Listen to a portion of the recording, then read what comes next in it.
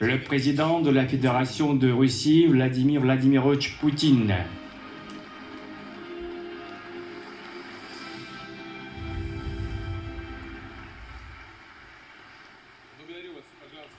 Je vous remercie. Je vous en prie.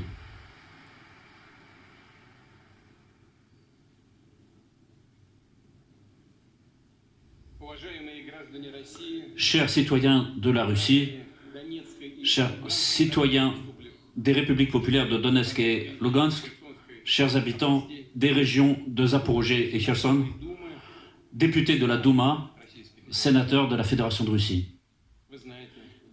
Vous savez que les républiques populaires de Donetsk et de Lugansk, les régions de Zaporozhye et Kherson, ont connu un référendum. Les résultats de ce référendum ont été publiés. Les résultats, vous les connaissez. Les gens ont fait leur choix. C'est un choix parfaitement clair. Aujourd'hui, nous signons les accords d'intégration de ces entités régionales, c'est-à-dire les républiques populaires de Donetsk et Lugansk et les régions de Zaporozhye et Kherson dans la Fédération de Russie. Je suis convaincu que l'Assemblée générale validera cette décision de l'intégration de ces 4 régions, ces 4 nouvelles entités au sein de la Fédération de Russie, parce que c'est le vœu exprimé par des millions de personnes.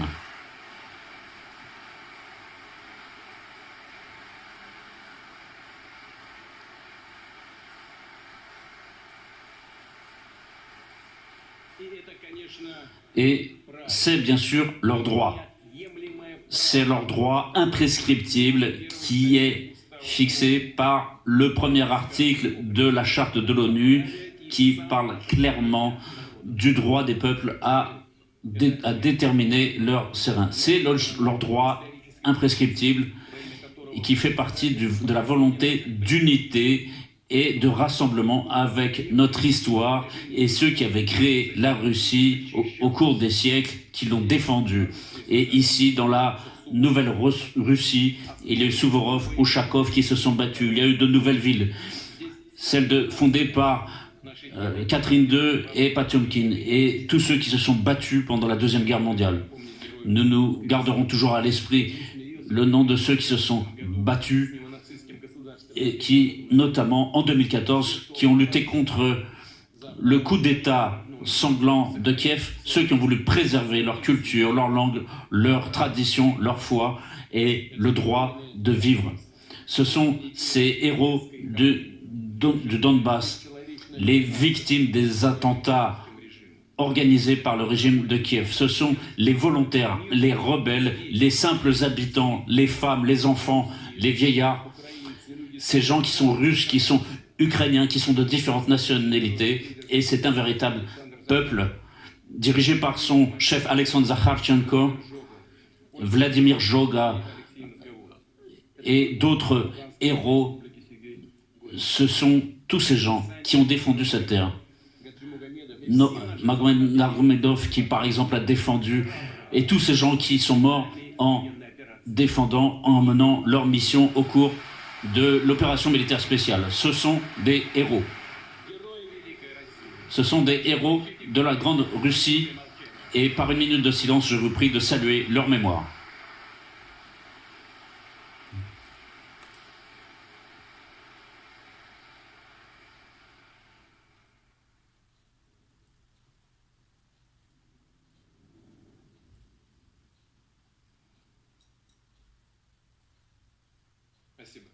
Je vous remercie.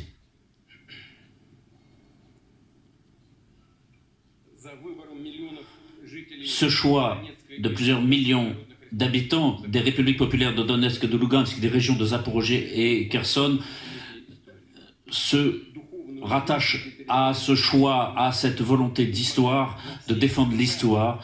Et malgré toutes les épreuves, ce sont des millions de personnes qui ont résisté pour manifester leur attachement à la Russie. Et personne ne peut nous détruire. C'est pour ça que les vieilles générations et les jeunes générations ont voté pour notre unité au moment de l'effondrement de l'URSS, pour notre avenir en commun. Et En 2014, en 1991, sans écouter la volonté de la population, les dirigeants ont détruit cet État. Les gens se sont retrouvés arrachés à leur patrie. Ce démembrement de notre unité nationale est devenu une catastrophe nationale, comme après la Révolution, des couloirs avaient découpé le territoire de l'Union soviétique.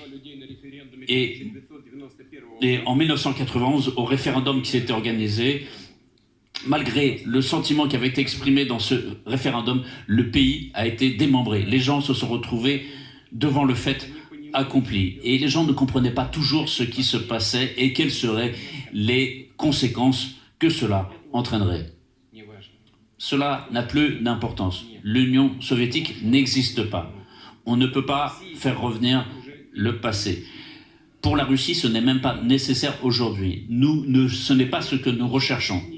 Mais il n'y a rien de plus important que la volonté exprimée par des millions de personnes qui, par leur foi, leur choix linguistique, leur tradition, leur histoire, se considèrent comme une partie de la Russie, dont les ancêtres, pendant des siècles, ont vécu dans un grand État. Il n'y a rien de plus fort que la volonté de cette population qui veut revenir dans sa patrie historique. Pendant 8 longues années, cette population a fait l'objet de tirs, de bombardements à Zaporozhye et Kherson. Il y a eu le développement de cette haine anti-Russie. Et aujourd'hui,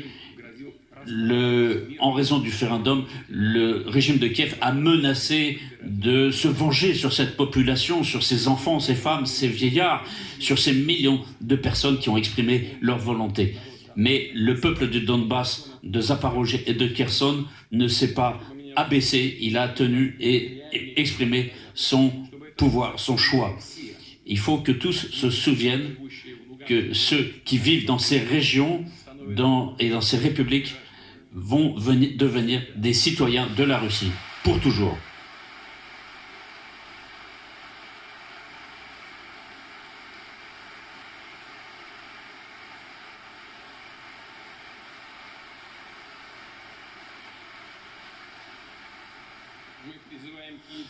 Nous appelons le régime de Kiev à cesser immédiatement les hostilités, tous les combats, car la guerre qu'il a lancée en 2014 s'est poursuivie trop longtemps, et de revenir à la table des négociations. Nous y sommes prêts, je l'ai dit à plusieurs reprises, mais le choix de la population de Donetsk, Lugansk, Zaporozhye et Kherson reste fait, il ne sera pas discuté, la Russie ne les trahira pas.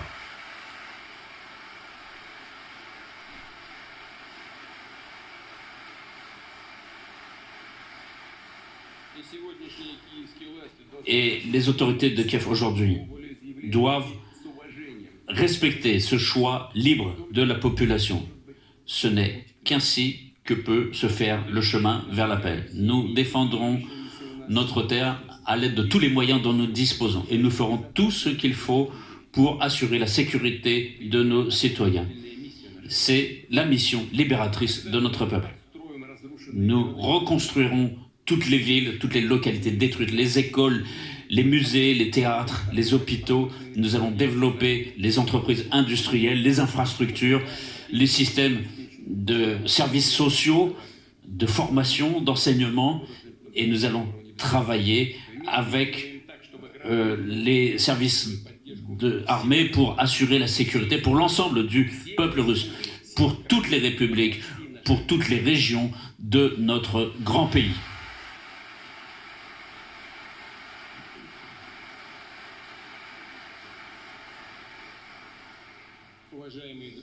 Chers amis, chers collègues, aujourd'hui, je voudrais m'adresser aux soldats, aux officiers qui participent à l'opération militaire spéciale, aux combattants du Donbass et de Nouvelle-Russie, à tous ceux qui, après la déclaration de mobilisation, remplissent leur devoir patriotique.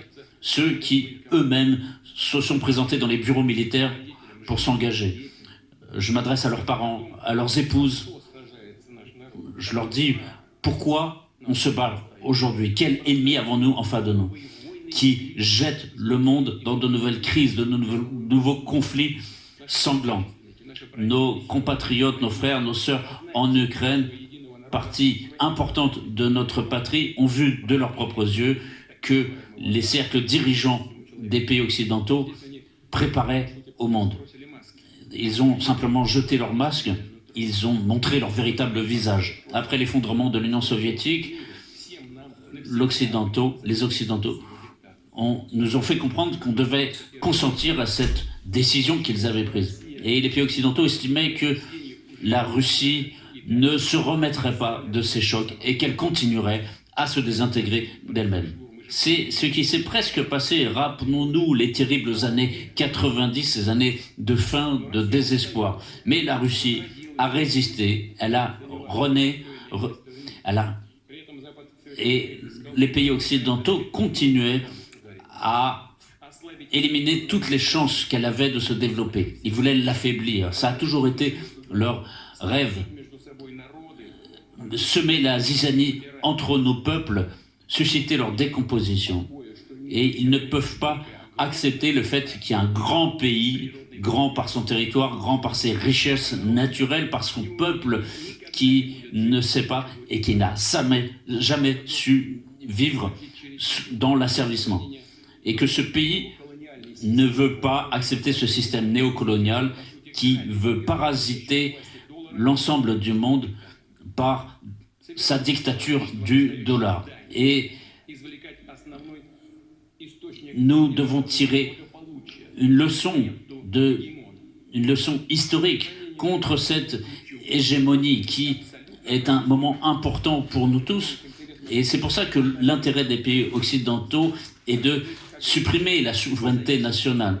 Et c'est d'imposer des valeurs aux pays qui sont indépendants pour supprimer leurs propres valeurs. Et tous les processus d'intégration qui se font dans le monde, avec les nouvelles monnaies, les nouveaux centres de développement, tout cela les gêne. Et ce qu'ils veulent, c'est que tous les pays renoncent à leur souveraineté au bénéfice des États-Unis. Et tous ces pays, finalement, volontairement, acceptent de devenir des vassaux des États-Unis. Il y a des intimidations, il y a des pressions, on détruit parfois des États entiers en laissant des catastrophes humanitaires, des ruines, avec des millions de personnes, de destins humains détruits, des enclaves, des protectorats, des colonies et semi-colonies. Mais cela leur est égal. Ce qu'ils veulent, c'est tirer leurs bénéfices. Je tiens à le souligner encore une fois. Dans cette volonté de maintenir leur pouvoir illimité, c'est en menant des guerres hybrides, c'est ce qu'ils font contre notre pays, la Russie. Ils ne veulent pas notre liberté, ils veulent nous voir à l'état de colonie. Ils veulent nous voir non pas une société libre, mais ils veulent voir en nous des esclaves. Et c'est leur philosophie. Et c'est pour ça qu'ils attaquent nos philosophes, qu'ils attaquent notre culture. Et c'est pour ça qu'ils essaient de l'interdire. Ce sont leurs menaces. Cette concurrence fait qu'ils ne veulent pas de la Russie. Mais nous, on en a besoin de la Russie.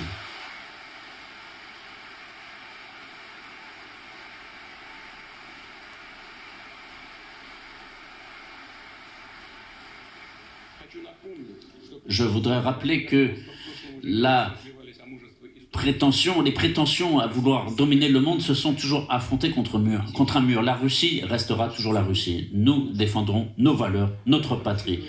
Les pays occidentaux comptent sur leur impunité pour pouvoir faire... Ils n'ont jamais été accusés de rien du tout.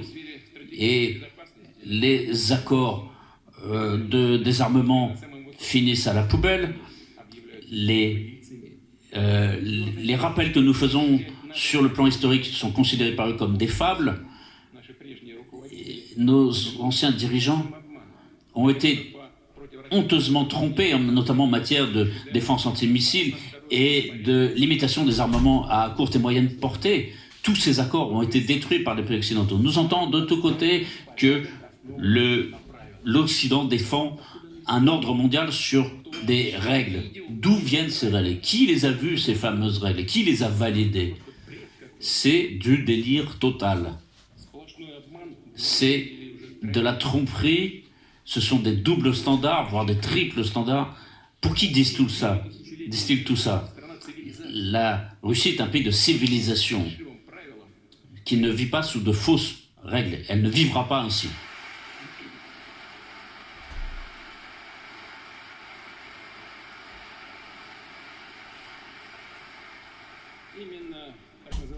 C'est le fameux occidentaux qui bafoue toutes les frontières et qui, à son gré, décide de savoir qui a le droit de déterminer son avenir ou pas. Qui n'est pas digne de bénéficier de son autodétermination. Qui leur a donné ce droit? On ne sait pas, ils se le sont donné eux-mêmes. Donc c'est pour ça qu'ils ont suscité la haine en Crimée, dans les régions de Novorussie, dans le Donbass. Ils ne veulent pas donner une appréciation sur la démocratie qu'ils prétendent et qu'ils proclament tout le temps. Les élites occidentales, non seulement elles bafouent la souveraineté nationale et l'intégrité territoriale, mais ils pratiquent l'opportunisme, la dictature, en imposant, eux, pays qui se disent civilisés, leur propre volonté, à tous les pays. Ils pratiquent le racisme de façon tout à fait sauvage. Ils traitent les autres de barbares. Ils donnent des étiquettes à tous les peuples, à tous les États. Et là, il n'y a rien de nouveau qui se passe. On a déjà vu tout ça. Les élites occidentales restent ce qu'elles ont toujours été, des colonisateurs. Elles discriminent les peuples selon les critères qu'elles veulent. Il y a des peuples de première sorte et d'autres. Il y a ce nationalisme, ce racisme qui est pratiqué. Notamment ce racisme qui se manifeste en xénophobie ici et en russophobie. Donc ce racisme se manifeste aussi dans le fait que la civilisation occidentale, la culture néolibérale doit être le modèle pour tous les pays. Ceux qui ne sont pas avec nous sont contre nous. C'est même bizarre de le dire, tout ça. Leurs crimes n'ont pas été payés et ils font incomber la responsabilité de ces crimes aux autres. Et ils demandent aux autres peuples de présenter leurs excuses. Par exemple, pour la période de la colonisation. Rappelons aux pays occidentaux qu'ils ont commencé cette politique au Moyen-Âge. Ensuite, il y a eu les trafics d'esclaves, le pillage de l'Inde, de l'Afrique, les guerres françaises puis anglo-saxonnes contre l'Indochine, le trafic d'opium, tout ce qu'ils ont fait. Ils ont placé en fait des peuples complets sous l'empire de l'opium pour pouvoir bénéficier des ressources des terres. Donc c'est une véritable chasse à l'homme qu'ils ont organisée. Cela va à l'encontre de la nature même humaine. Ça va contre la justice, contre le droit. Et nous sommes fiers qu'au XXe siècle, c'est justement notre pays qui a dirigé le mouvement anticolonialiste et qui a permis à beaucoup de pays de connaître le développement pour réduire les inégalités. La faim, je le souligne, une des raisons pour lesquelles cette russophobie et cette haine ouverte dans les élites occidentales consiste justement en ce que nous leur avons pas permis de poursuivre ce colonialisme. Nous n'avons pas permis aux Européens de poursuivre ce commerce douteux. Alors que la Russie est un peuple centralisé, qui s'est renforcé sur des valeurs morales, sur l'orthodoxie, l'islam, le judaïsme et le bouddhisme. Pour tous, la culture russe est une. Il est évident que dans cette politique d'intervention, on a essayé d'utiliser les nouveaux temps des troubles en 1917, maintenant, mais en tout cas, à la fin du XXe siècle, quand même, notre pays s'est effondré et à ce moment-là, les Occidentaux ont commencé à nous qualifier d'amis. Mais en réalité, ils cherchaient à nous piller. Ils nous ont pillé des milliards de dollars. Nous gardons tout cela en mémoire. Et ces jours-ci, Les républiques de Donetsk et Lugansk, les régions de Zaporozhye et de Kherson ont voulu rétablir cette unité nationale. Je vous remercie.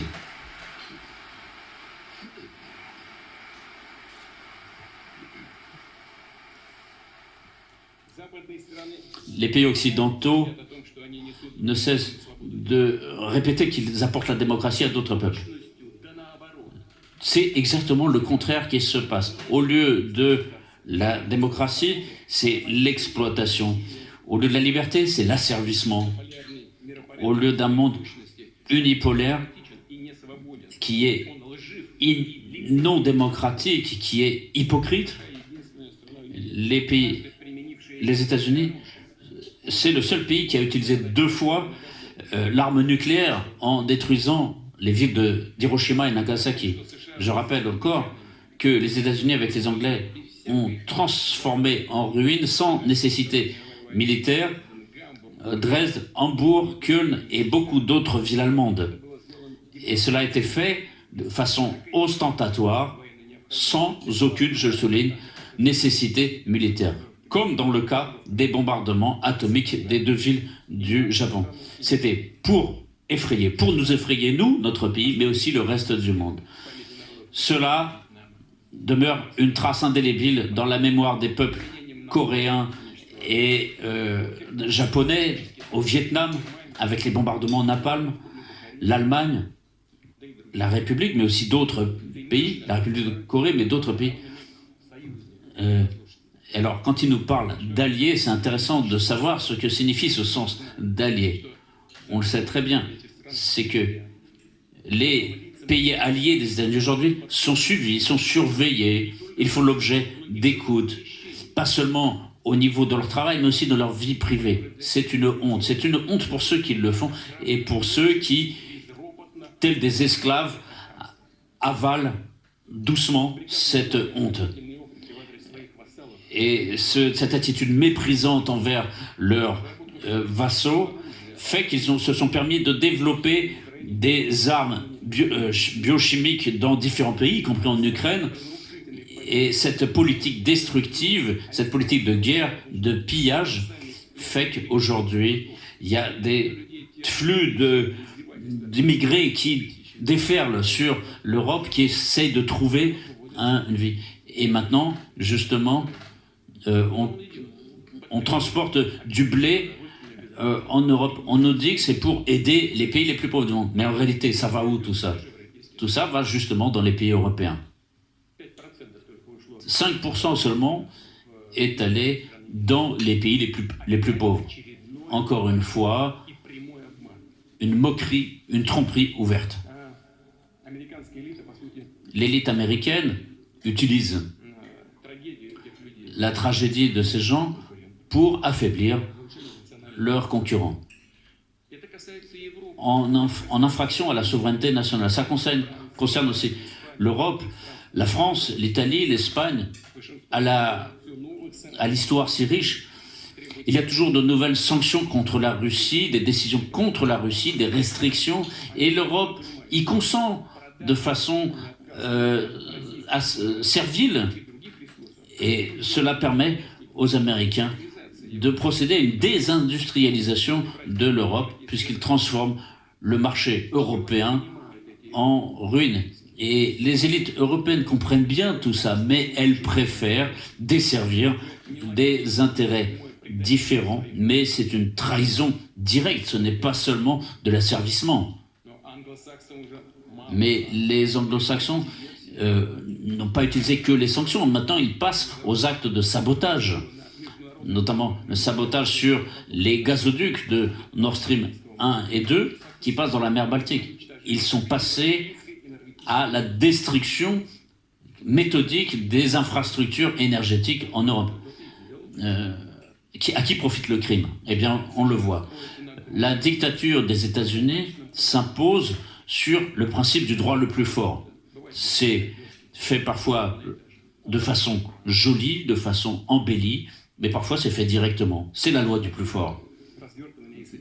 De là, le déploiement de bases militaires partout dans le monde, l'extension de l'OTAN, la tentative de créer de nouvelles alliances militaires comme l'AUKUS et d'autres, le travail permanent d'imposition d'une politique particulière, et tous les pays qui cherchent à avoir leur propre souveraineté stratégique en matière militaire sont automatiquement considérés comme des ennemis.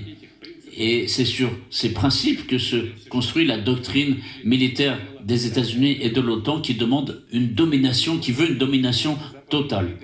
Et les élites occidentaux prétendent parler d'amitié entre les peuples. Mais en réalité, cette ruse fait que on passe d'une stratégie à l'autre, mais cela finalement ne signifie qu'une seule chose, c'est que tout centre de développement souverain sera détruit. On a déjà parlé de la dissuasion à l'égard de la Russie, de la Chine et d'autres pays d'Amérique latine, d'Asie, d'Afrique, et même des partenaires actuels, des alliés des États-Unis, mais nous savons très bien que s'ils font quelque chose, s'ils font quelque chose qui ne plaira pas aux États-Unis, ils seront l'objet de sanctions, de restrictions. C'est la pratique, et c'est une pratique qui va continuer à se répandre. Ils ont en ligne de mire tous ceux qui nous sont proches, par exemple les pays de la CEI.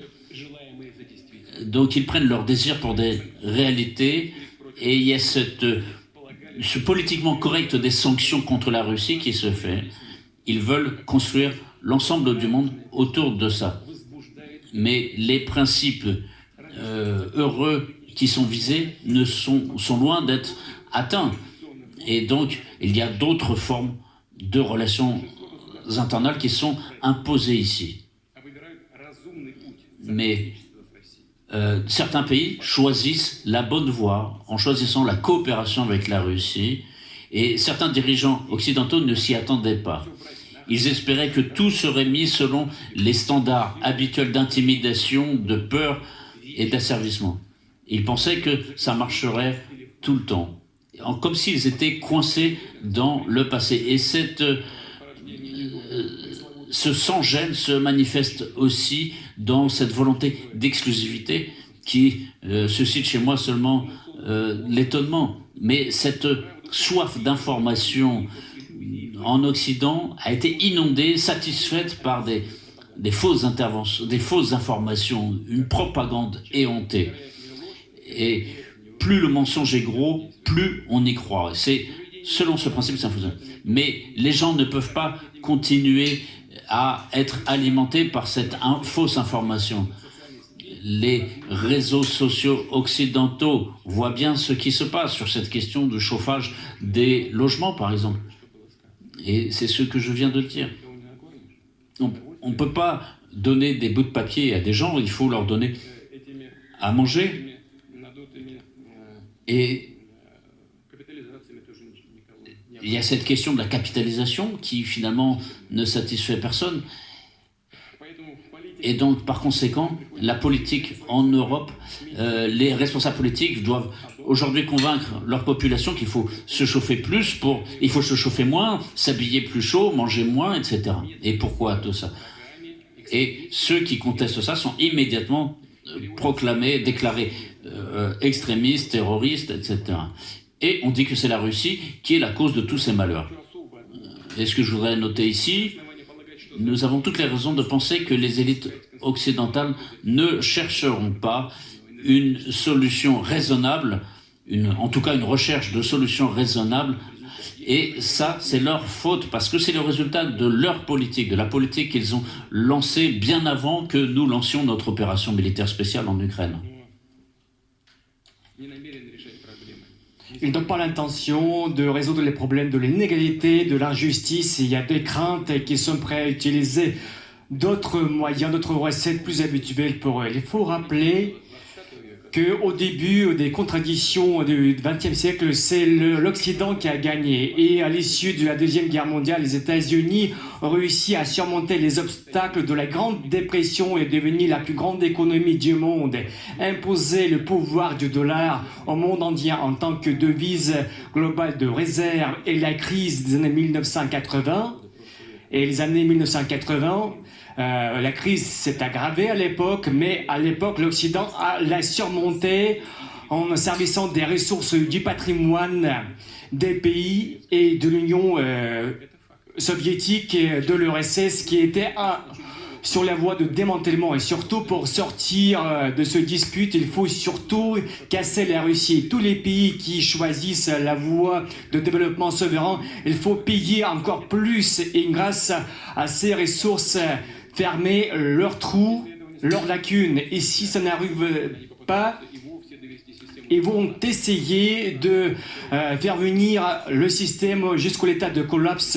Et en expliquant par ce fait, en utilisant l'équation bien connue, c'est la guerre qui va tout détruire. Et la Russie va assumer sa responsabilité devant la société internationale pour sortir. Surtout, vu ce modèle néocolonial, ne peut pas survivre. Mais quand même, j'aimerais rappeler que ces vrais maîtres vont essayer de la suivre jusqu'à la fin parce qu'ils n'ont pas rien d'autre pour proposer au monde au lieu du pillage. Parce qu'ils se moquent du droit des milliards de gens, de la majorité de l'humanité pour la justice et la liberté, pour que les gens puissent définir eux-mêmes leur destin. Et actuellement, ils ont commencé à nier les normes ethniques de la famille, de la religion. Il faut que nous nous répondions nous-mêmes aux questions très simples. J'aimerais revenir à ce que je viens de dire. J'aimerais m'adresser à tous les citoyens de notre pays, non seulement à tous les collègues qui se trouvent ici dans cette salle, mais à tous les citoyens russes. Est-ce que nous voulons que nous, dans notre pays, ici, en Russie, au lieu de maman et papa, est-ce que nous voulions avoir parent numéro 1, parent numéro 2, parent numéro 5 c'est vraiment du délire. Est-ce que nous voulons que dans nos écoles, à partir de l'école maternelle, les approches perverses soient imposées à nos enfants qui vont finir par la mort en leur expliquant qu'au lieu des hommes et des femmes, il y a d'autres types de sexe en leur proposant de faire les opérations pour changer du sexe. Est-ce que nous voulons avoir ces choses, ce phénomène pour notre pays, pour nos enfants? Nous n'acceptons pas. Nous avons notre propre destin, notre propre futur. J'aimerais rappeler que la dictature des élites occidentales vise à se protéger. C'est le défi à nous tous. L'application complète des valeurs traditionnelles, la suppression des libertés religieuses, parce que ça devient vraiment du pur satanisme, parce que déjà à l'époque, Jésus-Christ a dit aux faux prophètes que s'il s'agit des fruits amers, vous allez assumer les conséquences. Et déjà, beaucoup de gens commencent à le comprendre, et aussi à l'Occident, parce que nous voyons la transformation révolutionnaire du monde entier qui ont le caractère fondamental. Nous voyons l'apparition de nouveaux centres de développement qui représentent la majorité, je tiens à souligner, la majorité de la communauté internationale, et surtout dans la multipolarité, ils essaient la possibilité de renforcer leur propre souveraineté pour acquérir la vraie liberté et la prospective historique, leur propre droit d'évolution indigène d'une façon harmonieuse. Et dans le monde entier, y compris aux États-Unis et en Europe, comme j'ai déjà dit, nous avons beaucoup de gens qui partagent nos idées, nos approches, nous voyons leur soutien. Il y a beaucoup de gens de différents pays, de différentes communautés. Ils développent déjà le mouvement anticolonial contre l'hégémonie unipolaire. Et ces entités commencent à se renforcer. Et c'est cette force qui va définir le futur de la réalité géopolitique.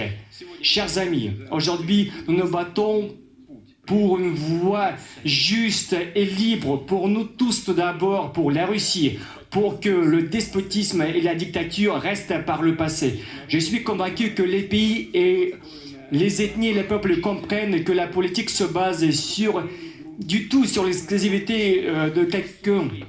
surtout en imposant sa volonté aux autres, ce qui représente une voie criminelle. Nous devons tourner cette page honteuse et surtout, il faut que ce mal qui a été initié par l'hégémonie de l'Occident s'arrête. Et j'aimerais répéter, on ne va pas revenir à ce qui existait par le passé. Et la guerre qui nous a appelés et l'histoire et surtout ce champ de bataille représente la bataille pour notre grande Russie historique, pour notre grande Russie.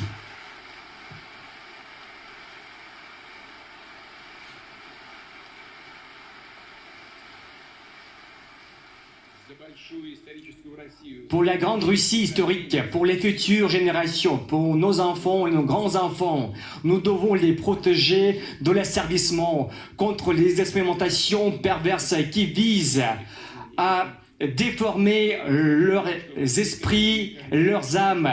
Nous voulons faire tout pour que notre peuple, notre langue, notre pays, la Russie, soient supprimés de l'histoire.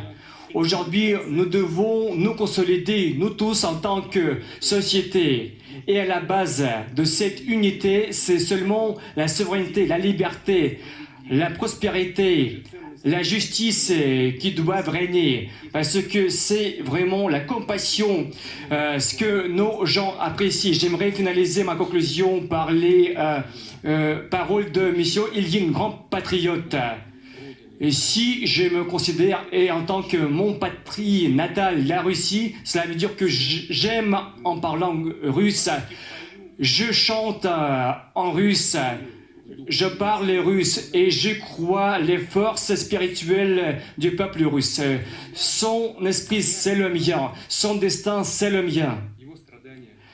Ses souffrances, c'est mon malheur, et sa prospérité, c'est ma joie. Et derrière ces paroles, c'est une grande choix spirituel qui, depuis millénaires de la souveraineté russe, a été suivi par nos prédécesseurs. Et actuellement, c'est nous qui faisons ce choix. Il a été fait par les citoyens des républiques populaires de Donetsk et de Lugansk, et par les citoyens des régions de Kherson et de Zaporizhzhia. Ils ont fait le choix de rester avec leur peuple, avec la patrie, et vivre son destin, remporter la victoire ensemble, parce que c'est nous qui avons raison, parce que c'est nous qui allons protéger la Russie.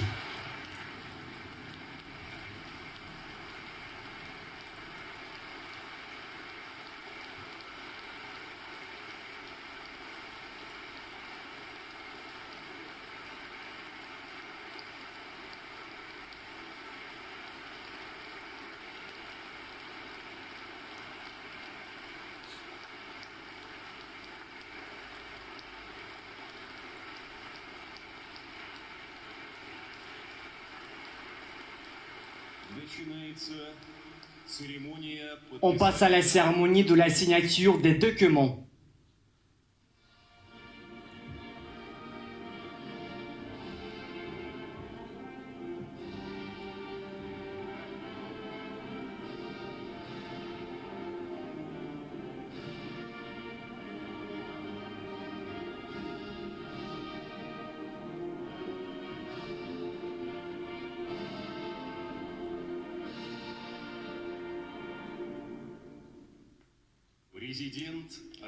Le président de la Fédération de Russie, son Excellence Vladimir Vladimirovitch Poutine, le chef de la République populaire de Donetsk, Denis Vladimirovitch Pushilin,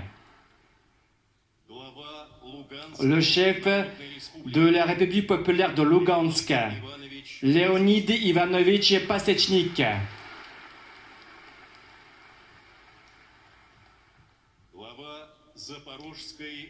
le chef de la région de Zaporizhzhia, Evgeny Vitalievich Balitsky,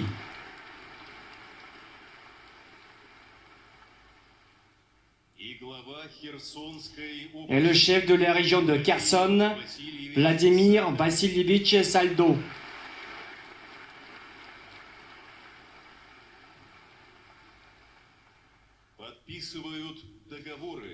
Il signe les traités entre la Fédération de Russie et la République populaire de Donetsk.